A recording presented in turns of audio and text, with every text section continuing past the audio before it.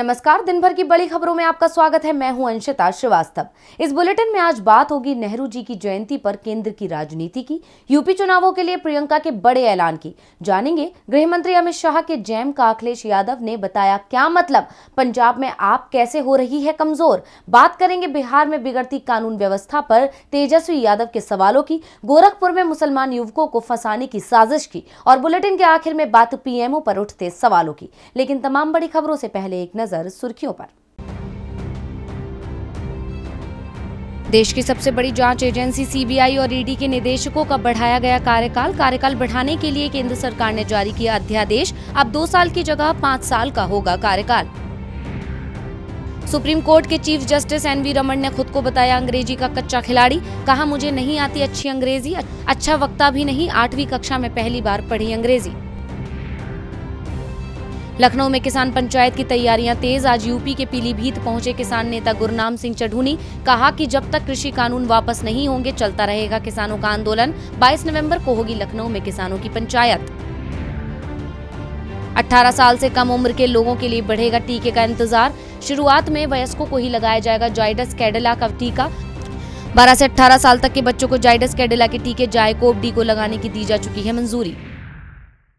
सुर्खियों के बाद अब बात आज की सबसे बड़ी खबर की। आज देश के पहले प्रधानमंत्री जवाहरलाल नेहरू को पूरे देश ने अपनी श्रद्धांजलि दी। पीएम मोदी ने भी नेहरू जी को श्रद्धांजलि देते हुए ट्वीट किया। हर साल की तरह संसद में भी एक कार्यक्रम आयोजित किया गया। देश में उनकी याद में कई कार्यक्रम आयोजित किए गए, लेकिन नेहरू को याद करने वाले हर कार्यक्रम से सरकार और बीजेपी ने दूरी बना ली। यहाँ तक संसद के सेंट्रल हॉल में लगे नेहरू के चित्र पर फूल चढ़ाने बीजेपी का ना तो कोई बड़ा नेता पहुंचा और ना ही मोदी सरकार का कोई कैबिनेट मंत्री। तो आखिर बीजेपी ने क्यों बनाई नेहरू की जयंती से दूरी, देखिए रिपोर्ट। आज देश के पहले प्रधानमंत्री जवाहरलाल नेहरू का जन्मदिन है, जिसे बाल दिवस के रूप में भी मनाया जाता है।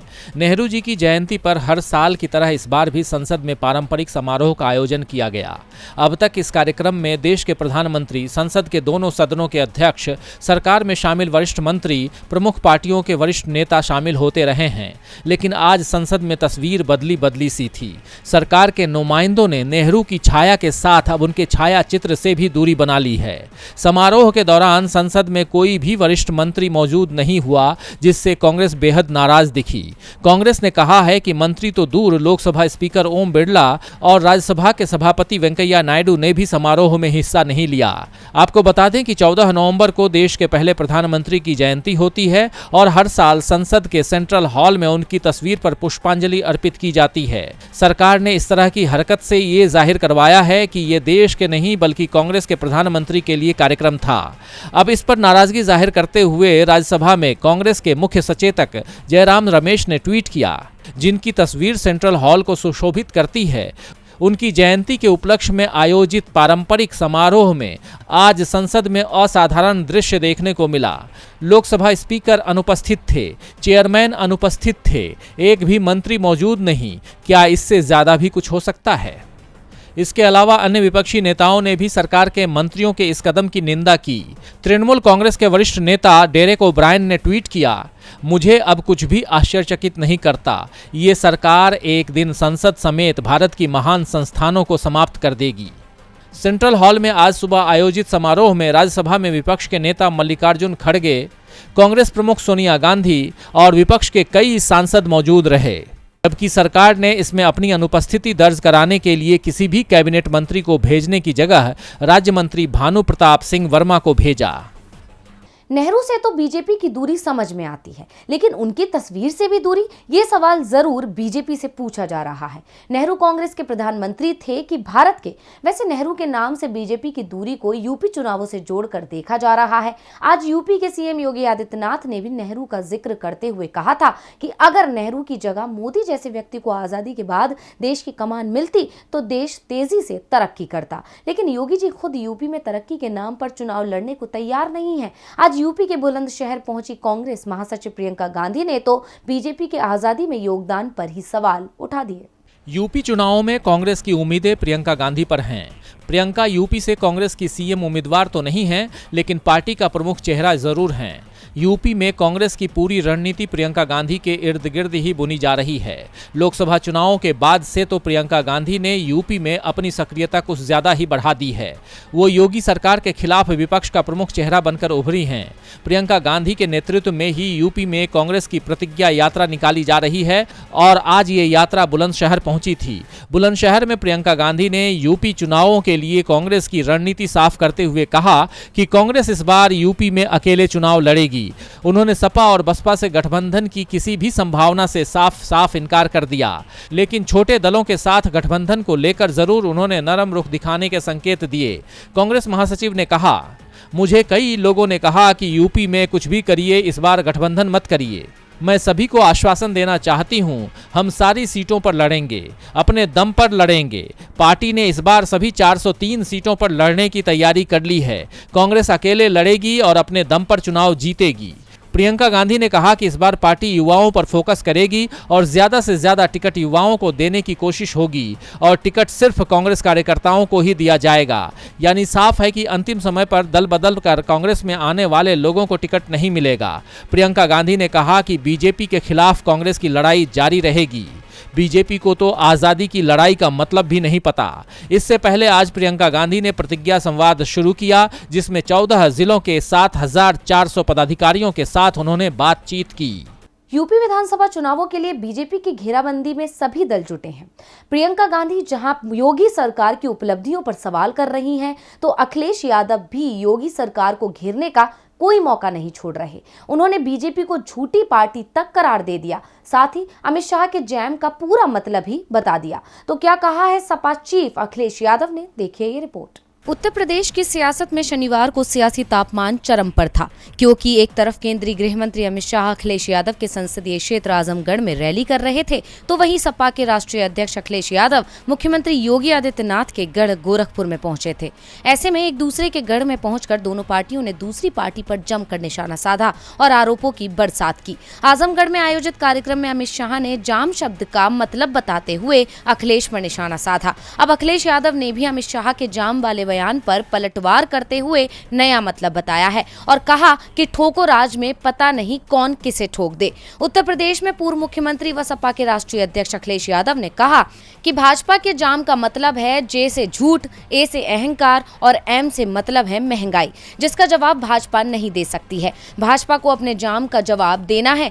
इस दौरान तेल के बढ़ते दामों को लेकर अखिलेश यादव ने कहा कि 100 रुपए तक पेट्रोल पहुंच गया है। अगर भाजपा रही तो पेट्रोल 150 रुपए भी पहुंच जाएगा। उन्होंने आगे कहा कि आज उत्तर प्रदेश कस्टोडियल डेथ में सबसे आगे है, क्योंकि ठोको राज चल रहा है। ठोको राज में पता ही नहीं है कि कौन किसको ठोक दे। साथ ही उन्होंने कहा कि ये ट्रेन स्टेशन बेच रहे हैं, पानी का जहाज और पोर्ट बेच रहे हैं। ये बेचने वाली सरकार है। अभी तक तो लोग कहते थे कि ये फेकू सरकार है, लेकिन ये बेचू सरकार भी निकली। अब दोनों ही पार्टियां अपने अपने तरीके से जनता को लुभाने की कोशिश में लगी हुई हैं, लेकिन जनता को लुभाने में कौन सी पार्टी कामयाब होगी, ये तो चुनावी परिणाम ही बताएगा। यूपी में हर दल ये दावा कर रहा है कि इस बार उसकी सरकार आएगी।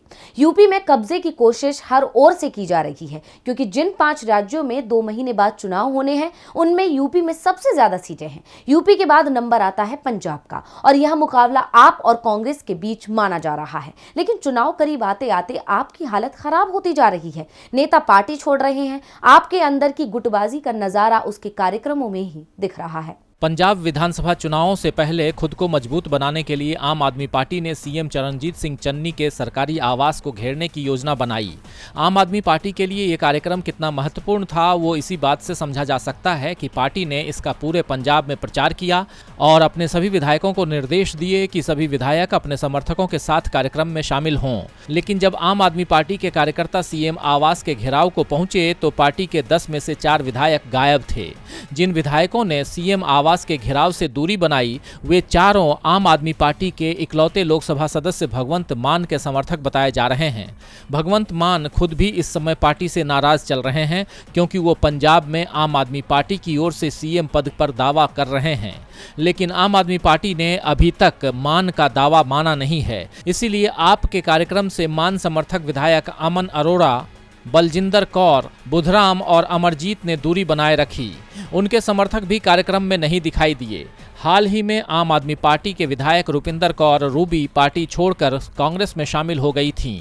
उन्हें भी मान समर्थक ही बताया जा रहा है। पार्टी में बगावत की चिंता आम आदमी पार्टी के संयोजक और दिल्ली के सीएम अरविंद केजरीवाल को भी सता रही है। विधायकों की नाराजगी को दूर करने के लिए ही आम आदमी पार्टी ने अपने सभी विधायकों को टिकट देने का ऐलान करते हुए उम्मीदवारों की पहली सूची भी जारी कर दी है, लेकिन इसका भी असर पड़ता दिखाई नहीं दे रहा है। दूसरी ओर कांग्रेस की ओर से भी दावा किया जा रहा है कि आपके कुछ और विधायक जल्दी ही कांग्रेस में शामिल हो सकते हैं। पंजाब कांग्रेस के नेता राजा बरार ने कहा है कि आपके नेताओं को जमीन का एहसास हो चुका है। उन्हें पता चल चुका है कि पंजाब में कांग्रेस ही दोबारा सत्ता में वापस आ रही है। यही कारण है कि अरविंद केजरीवाल से नाराज विधायक कांग्रेस के साथ जुड़ रहे हैं। यूपी और पंजाब में जहां राजनीतिक दलों के निशाने पर चुनाव है, तो बिहार में निशाने पर पत्रकार आ गए हैं। हाल ही में 2 पत्रकारों की जान ले ली गई और जिन लोगों पर आरोप लग रहे हैं वो सरकार के करीबी बताए जा रहे हैं। इसे लेकर विपक्ष के नेता तेजस्वी यादव ने नीतीश कुमार पर सवाल उठाए हैं। साथ ही ये भी कहा है कि अगर नीतीश कुमार ने ज्यादा ईमानदारी दिखाई तो खुद ही जेल में चले जाएंगे। तो ऐसा दावा क्यों कर रहे हैं तेजस्वी, देखिए रिपोर्ट। बिहार में अक्सर ही घटनाएं होती रहती हैं, जिसके चलते वहां की जनता में डर भी देखा जाता है। बिहार में हर नई सरकार ये दावा करती है कि अब डर के माहौल को खत्म किया जाएगा, लेकिन ऐसा होता नहीं दिखता। बल्कि अगर कोई सरकार के खिलाफ अपनी जुबान खोलता है तो उसकी जुबान बंद कर दी जाती है। और ऐसा ही आरोप लगाया है बिहार में विपक्ष के नेता तेजस्वी यादव ने। बिहार में खराब होती कानून व्यवस्था की स्थिति और विरोधियों को रास्ते से हटाने के नाम पर उनकी जान लेने की बढ़ती घटनाओं को लेकर राजद नेता तेजस्वी यादव ने मुख्यमंत्री नीतीश कुमार पर निशाना साधा है। उन्होंने कहा, बिहार की कानून व्यवस्था बद से बदतर हो रही है। बिहार में सिस्टम बेकाबू हो चुका है। नीतीश कुमार के काबू में उनके विधायक और मंत्री नहीं है। असामाजिक तत्वों को सत्ता का संरक्षण प्राप्त है। नीतीश कुमार ऐसे मंत्री और विधायकों को संरक्षण देते हैं।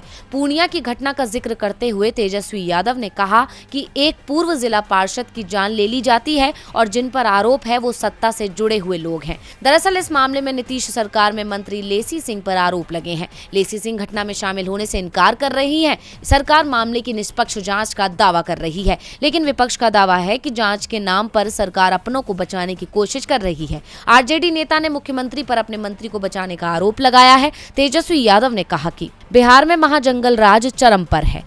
16 साल सत्ता में रहने के बाद भी नीतीश कुमार को ये बात समझ में नहीं आई कि इस लोकतंत्र में नागरिक सेवा, सुरक्षा और विकास कार्यों के लिए सरकार चुनती है। हर जिम्मेदारी से पल्ला झाड़ते हुए सत्ता सुख भोगने के लिए नहीं। गैंग्स ऑफ वासेपुर की तर्ज पर बिहार में गैंग्स ऑफ नीतीश कुमार काम कर रहा है। नीतीश सरकार पर आरोप लगाने के अलावा तेजस्वी ने मांग की कि इस पूरे मामले में आरोपी मंत्री लेसी सिंह को मंत्रिमंडल से तुरंत बर्खास्त किया जाए। इसके अलावा तेजस्वी ने दूसरी घटना का जिक्र करते हुए कहा कि मधुबनी के फ्रीलांस पत्रकार अविनाश झा 4 दिन तक गायब रहे। उनके परिजनों ने पुलिस से शिकायत भी की, लेकिन पुलिस ने कोई कार्रवाई नहीं की। कोरोना काल में अविनाश झा ने अपनी खबरों से सरकार के संरक्षण में चल रहे अस्पतालों की पोल खोली थी। मजबूरन सरकार को कार्रवाई भी करनी पड़ी थी और अब उस पत्रकार को सरकार के इशारे पर रास्ते से हटा दिया गया। सभी का मानना है कि अस्पताल माफिया के खिलाफ अपनी आवाज उठाने पर सरकार में बैठे लोगों ने उनकी जान ले ली है। तेजस्वी यादव ने कहा कि अगर नीतीश कुमार ने ईमानदारी से काम करने की कोशिश की तो एनडीए के अधिकांश मंत्री और विधायक जेल में होंगे, यहां तक कि वो खुद भी जेल चले जाएंगे। पूरी सरकार बेऊर जेल से चलेगी और हर विधानसभा सत्र में 5 से 6 बस भरकर इनके नेता और ये खुद सत्र में भाग लेने आएंगे।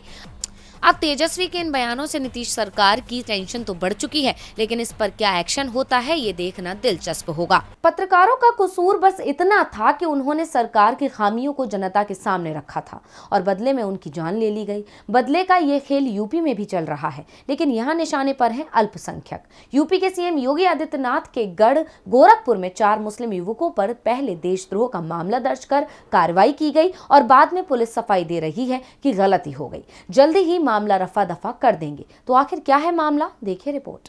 सीएम योगी के गढ़ गोरखपुर में इस समय राजनीति तेज है। शनिवार को अखिलेश यादव गोरखपुर पहुंचे थे और उन्होंने जनता से 2022 में बदलाव की मांग करते हुए योगी आदित्यनाथ पर तंज कसा था। योगी जी ने बहुत नाम बदल लिए, अब उनकी सरकार बदलने वाली है। लेकिन गोरखपुर में आज चर्चा में एक और मुद्दा आ गया है और मुद्दा है पाकिस्तान के झंडे को बदलने का। जी हाँ, गोरखपुर पुलिस ने अब पाकिस्तान का ही झंडा बदल दिया, लेकिन जब पुलिस फंसती हुई दिखाई दी तो पूरे मामले की लीपापोती शुरू हो गई है। दरअसल 10 नवंबर को हिंदूवादी संगठनों ने चौरी चौरा थाने में शिकायत दर्ज कराई कि एक मुस्लिम परिवार ने अपने घर पर पाकिस्तान का झंडा लगा रखा है। पुलिस ने तुरंत 4 लोगों के खिलाफ देशद्रोह की धारा में मुकदमा दर्ज कर लिया और आरोपियों के खिलाफ कार्रवाई शुरू कर दी। पुलिस ने कार्रवाई शुरू की तो आरोपियों की तरफ से ये दावा किया गया कि जिस झंडे को लेकर विवाद पैदा किया जा रहा है वो इस्लाम से जुड़ा है, उसका पाकिस्तान से कोई संबंध नहीं है। लेकिन पुलिस ने बिना जांच के ही तालीम, अब्दुल आशिक और आरिफ के खिलाफ देशद्रोह की धाराओं में मुकदमा लिख लिया। लेकिन जब पुलिस की जांच में पूरा सच सामने आ गया तो अब गोरखपुर पुलिस की ओर से सफाई आ रही है कि उसने किसी को गिरफ्तार नहीं किया है, जबकि इसी मामले में तालीम नाम का युवक जेल में है। पुलिस उसकी जल्द रिहाई की बात कर रही है। यानी साफ है कि कार्रवाई को लेकर भी पुलिस का दावा सच नहीं है। गोरखपुर के एसपी मनोज अवस्थी इस मामले में पहले दावा कर रहे थे कि कानूनी कार्रवाई की जाएगी। जिन लोगों के नाम एफआईआर में दर्ज हैं वो सभी हिरासत में लिए जाएंगे, उनसे पूछताछ की जाएगी, उनको जेल भेजा जाएगा, उचित कार्रवाई होगी और किसी भी प्रकार से इसमें ढील नहीं दी जाएगी। लेकिन अब एसपी साहब का भी बयान बदल गया है। अब एसपी साहब बोल रहे हैं कि झंडा पाकिस्तान का था ही नहीं, वो इस्लामिक झंडा था। 4 झंडे थे, चारों की जांच करवाई गई, उसमें कोई भी पाकिस्तान का राष्ट्रीय झंडा नहीं पाया गया। देशद्रोह का जो मामला है वो वापस हो जाएगा और खत्म हो जाएगा। युवकों पर केस वापस लेने को तो पुलिस तैयार हो गई है, लेकिन इस बीच उस परिवार पर जो बीती उसकी भरपाई कैसे की जाएगी? बिना जांच के ही देशद्रोह का मामला दर्ज कर लेने और अब उसे वापस लेने की बात करना पुलिस के लिए भले ही आसान हो, लेकिन जिन लोगों पर कार्रवाई की गई उनके लिए इसे भुलाना आसान नहीं होगा। और बुलेटिन के आखिर में बात पीएमओ पर उठते सवालों की। पिछले कुछ दिनों से मेघालय के राज्यपाल सत्यपाल मलिक केंद्र सरकार के लिए मुसीबत बने हुए थे, क्योंकि वो अपने बयानों में बीजेपी को घेरते हुए कई गंभीर आरोप भी लगा रहे थे। सत्यपाल मलिक ने कृषि कानून को लेकर सरकार की नीति का खुलकर विरोध भी किया, साथ ही बीजेपी सरकार पर भ्रष्टाचार का आरोप लगाया, जिसे लेकर खूब बवाल मचा। मलिक ने कहा था कि उन्होंने भ्रष्टाचार को लेकर पीएम मोदी को पत्र भी लिखा था, लेकिन जब मलिक और मोदी के भ्रष्टाचार को लेकर आरटीआई लगाई गई तो चौंकाने वाला खुलासा हुआ। मेघालय के राज्यपाल सत्यपाल मलिक ने कुछ दिन पहले गोवा की बीजेपी सरकार पर भ्रष्टाचार का आरोप लगाया था। उन्होंने ये भी कहा था कि गोवा की बीजेपी सरकार में हो रहे कथित भ्रष्टाचार की जानकारी प्रधानमंत्री नरेंद्र मोदी को भी दी गई थी। उनके इस बयान के बाद राजनीतिक भूचाल तो आया ही, साथ ही एक आरटीआई भी दाखिल की गई, जिसमें भ्रष्टाचार को लेकर पीएम मोदी और सत्यपाल मलिक के बीच हुई बातचीत की जानकारी मांगी गई। हालांकि इस आरटीआई का अब जवाब आ गया है, जिसने और नए सवाल खड़े कर दिए हैं। दरअसल गोवा राजभवन की ओर से जवाब में ये कहा गया कि दोनों के बीच हुए पत्राचार गायब हैं। अब इस जवाब ने पुराने सवालों का जवाब तो नहीं दिया, उल्टा कई नए सवाल खड़े कर दिए। अब गोवा राजभवन के जवाब के मुताबिक पत्राचार हुआ था, इस बात पर तो मोहर लग चुकी है, लेकिन सवाल ये है कि ये गायब कैसे हो सकता है, क्योंकि राज्यपाल ने अगर पीएम को कोई पत्र लिखा है तो वो इतनी छोटी सी बात नहीं है। इससे राजभवन की लापरवाही साफ तौर पर जाहिर हो रही है। वहीं दूसरी तरफ ये भी कयास लग रहे हैं कि जानबूझकर पत्रों को गायब किया गया है, जिससे सत्यपाल मलिक के आरोप सही साबित ना हो जाएं। यानी कहा जा सकता है कि सत्यपाल मलिक ने जरूर उस पत्र में ऐसे बड़े खुलासे किए होंगे जो अगर बाहर आ जाते तो जबरदस्त बवाल मच सकता था, इसीलिए उन पत्रों को ही गायब कर दिया गया। बता दें कि सत्यपाल मलिक ने गोवा सरकार पर भ्रष्टाचार का आरोप लगाते हुए कहा था कि मैंने आवाज उठाई तो मुझे हटा दिया गया। गोवा सरकार ने घर घर राशन बांटने की योजना शुरू की थी। ये सब उस कंपनी के कहने पर शुरू किया गया था जिसने सरकार को पैसे दिए थे। अब देखना होगा कि इस लापरवाही को लेकर केंद्र सरकार की तरफ से क्या प्रतिक्रिया आती है, या सरकार इस पर भी लीपापोती कर बात को दबाने की कोशिश करेगी। तो आज इस बुलेटिन में बस इतना ही। देखते रहिए टीवी लाइव। नमस्कार।